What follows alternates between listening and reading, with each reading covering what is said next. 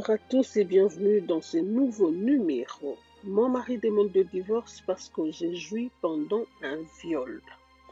Alors voici mon récit. Je m'appelle Marie, je suis une banquière, j'aurai 30 ans bientôt et je suis dans une phase de divorce mouvementée. J'ai épousé mon mari étant encore vierge. Je n'ai jamais été avec un homme que lui jusqu'à ce que je sois violée. Je ne savais rien de l'orgasme en fait, ou de quoi que ce soit parce que je n'ai jamais fait l'expérience. 8 ans de mariage avec une vie sexuelle misérable. Je vous le dis, misérable, mais j'ai quand même 2 enfants avec mon mari.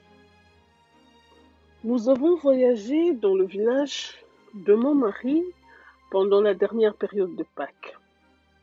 Pendant que nous étions dans notre maison de campagne, vers 1 heure du matin, notre maison a été perquisitionnée par des violeurs ou de voleurs à main armée. Une bande d'à peu près 7 personnes. Ce fut une expérience très terrifiante. Après avoir rassemblé tous les objets de valeur de la maison, le chef de la bande s'est tourné pour me violer. Il a attaché mon mari à une chaise, il a déchiré mes vêtements et a continué à me montrer son sexe qu'il utilisera sur moi et j'étais très effrayée. Je l'ai supplié et je pleurais, mais il n'écoutait pas. C'est un viol qui m'a coûté mon mariage. Je m'en souviens comme si c'était hier. Comme le gars rentrait en moi, je devais ressentir des douleurs, mais vous n'allez pas me croire, ce n'était pas le cas. Ah oui, j'ai ressenti une sorte de sensation électrisante que je n'ai jamais ressentie de toute ma vie. J'ai crié, j'ai pleuré, alors qu'il commençait à faire des va-et-vient sur moi ou dans moi. Je le tenais fort et le suppliais de ne pas s'arrêter, à l'étonnement des autres bien sûr. J'appréciais d'être violée par un criminel. D'ailleurs, on m'a dit que je criais très fort quand je voulais jouir.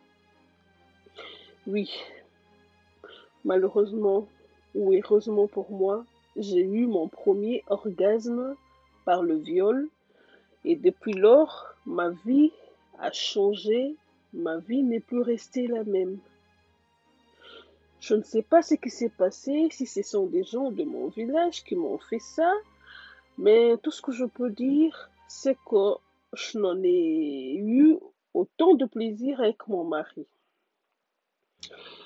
Et après cela, mon mari m'a donné des coups. Après le départ des voleurs, il m'a traité de prostituée, de salope, et il a dit qu'il ne savait pas que j'étais une pute. Il ne peut pas épouser une pute, ou ne pourra plus continuer à vivre, à partager un même toit avec une pute. J'étais hospitalisée pendant 2 semaines de suite au coup bien sûr de poing qu'il m'avait donné. Et il m'a abandonnée à l'hôpital et est retourné chez nous. J'étais meurtrie, choquée, mais heureuse au fond de moi parce que j'avais joui et j'ai eu à connaître l'orgasme.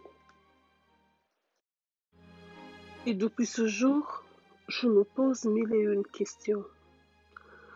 À savoir comment une telle chose pouvait-elle m'arriver? Chers amis, chers abonnés de À vous la parole, dites-le moi clairement. Où est ma responsabilité pour avoir été violée et d'avoir joui? Comment pourrais-je au fait me réjouir d'un tel acte de cruauté sur mon corps? Ce sont des questions que je me pose sans cesse. Quand je suis sortie de l'hôpital, vous n'avez pas encore imaginé.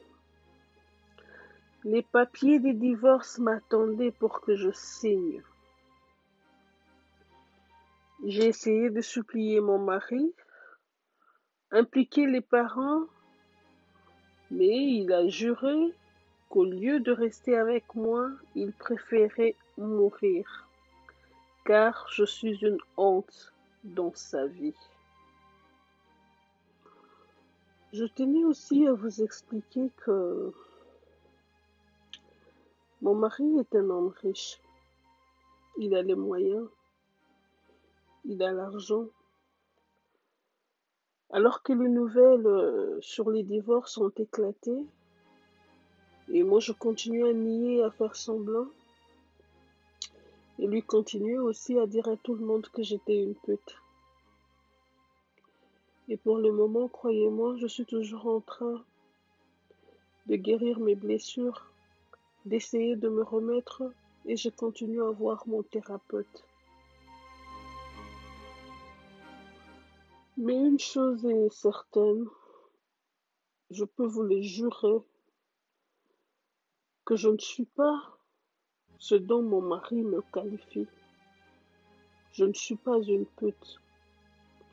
Je suis juste une femme qui a été sexuellement affamée. Je n'ai pas prié pour être violée, mais c'était le tournant de ma vie. Oh, j'avais juste envie de partager avec vous mon histoire. Alors, je me pose la question de savoir, aurais-je pu faire les choses autrement? Et du côté de mon mari, le divorce était-il la seule solution? Aidez-moi à comprendre. Laissez-moi vos avis en commentaire et vos conseils et avis sont vraiment sollicités pour mon cas. Merci beaucoup.